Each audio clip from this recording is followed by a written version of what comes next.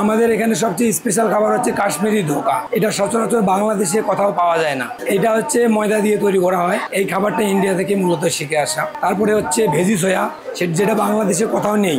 এই সয়াবিনেরই আরেকটা veggie soya, সয়াবিনের থেকে অনেক হাই প্রোটিন। আমাদের যে খাবারগুলো যেভাবে তৈরি করা হয়, যেটা ভেজি সয়াটা আছে, কাশ্মীরি ধোকা, এই খাবারটা এমন ভাবে তৈরি করা হয় অনেকে খেলে বুঝতেই পারে না যে এটা আমিষ খেলাম না নিরামিষ খেলাম। এখানে মূলত খাবারের নিয়মগুলো কিছু নেই। আমাদের ট্রেতে সম্পূর্ণ খাবার রেখে দেওয়া হয়, যার যেটা ইচ্ছা মতো সে নিতে পারে। এখানে কোনো বাধ্যবাধকতা নেই। অনেকে এখানে আপনি যদি চান যে আমি একটু কম নেব, সেটারও ব্যবস্থা আছে, আমরা কম পরিমাণ করে দিতে পারবো। আর যদি কেউ বেশি চায় সেটারও ব্যবস্থা আছে, বেশিও দিতে পারবো। এটাতে কোনো সমস্যা নেই। এখানে আমাদের অনেক ফরেনাররা আসে, ইতালি থেকে আসে, তারপরে আমাদের কিছুদিন আগে আসছিল জার্মানি থেকে আসে। এখানে প্রায় আমাদের আসে ফরেনার।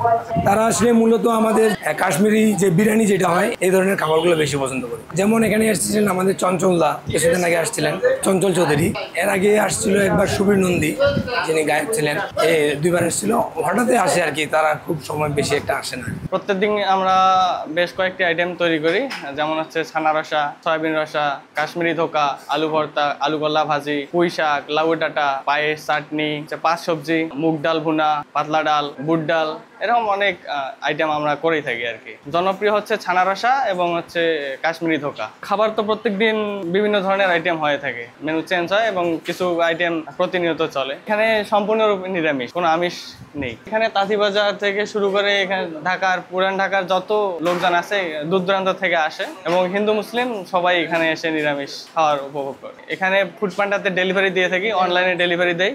ডেইলি দিন মনে করেন যে আপনার অনলাইনে 5,000 10,000 বিক্রি হয়, অফলাইন পার্সেলেই আপনার 2-3 হাজার টাকা। খাওয়ার নিয়ম বলতে এখানে নিজে খাওয়া অবস্থায় ওখানে যে আইটেমগুলো দেওয়া থাকবে সেই আইটেমগুলোতে হাত দেওয়া যাবে না। এখান থেকে যে কোনো একটা জিনিস নিলে ওটা পুরোটাই নিতে হবে, মানে অর্ধেক রেখে অর্ধেক নেওয়া যাবে। প্রতিদিন কাস্টমার হয়, মানে প্রায় অনেক আসে কাস্টমার। একটা ভিজেস হয়ে আছে, স্পেশাল ভিজেস হয়ে আছে, এটা পুরো মাংসের মতো, মানে একটু টেস্ট সবাই মনে হয় যে মাংসের মতো টেস্ট করে। সব সময় মনে করেন যে ভিজেস হয়ে খায়, ভিজেস হয়ে সয়াবিন, কাশ্মীরি ধোকা, পায়েস, চাটনি। ওরা তো বাংলা বলতে পারে না, ওরা ওদের মানে মানুষ নিয়ে আসে, যারা মানে বলতে পারে তারা নিয়ে আসে এখানে।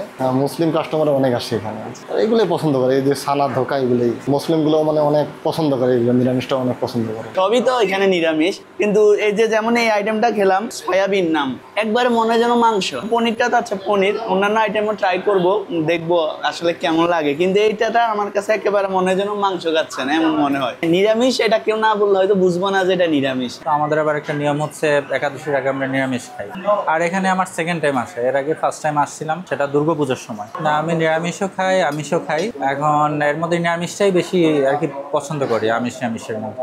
ধোকাটা আসলে হচ্ছে, এটা উপকরণটা হচ্ছে আঠা দিয়ে বানানো হয়, একটু আঠা চালের একটা সংমিশ্রণ, তো এটা দিয়েই বানানো হয়। আর এটা আসলে নিরামিষ। আমাদের এই প্রতিষ্ঠানটা প্রায় দীর্ঘ 20 থেকে 25 বছরের পুরনো। জগন্নাথ নামটা আসলে এটা হচ্ছে আমরা যে ভগবান আছে জগন্নাথ দেব, সেই জগন্নাথ দেবের নাম অনুসারে এটা করা। এবং আমাদের যে জগন্নাথ পুরী ধাম আছে, সেখানে সারা বিশ্বের মানুষ এসে প্রসাদ খায়, সেই অনুমতে আমরা এখানে নিরামিষ প্রসাদের আয়োজন করে থাকি আর কি। এখানে আমাদের প্রতিদিন প্রায় 20 থেকে 25টা আইটেম হয়, 50-এর উপরে আইটেম হয়, সব মিলিয়ে সব নিরামিষ খাবার। বেসিক্যালি আমরা কিছুটা ইন্ডিয়া থেকে নিয়েছি, আর কিছুটা আমরা নিজেরাই তৈরি করছি আর কি। কিছুটা রাজস্থানী খাবার আছে, বাংলাদেশি, সব মিলিয়ে আর কি। এই প্রথমে আমরা হচ্ছে মায়াপুরে যে আমাদের মঠ আছে সেখানে যাই এবং পুরীতে যাই। পুরীতে গিয়ে সেখানেও প্রসাদ খাই। এই সব কিছু কমেন্ট করে আমাদের আর কি এই আইটেমগুলো বানানো হয়।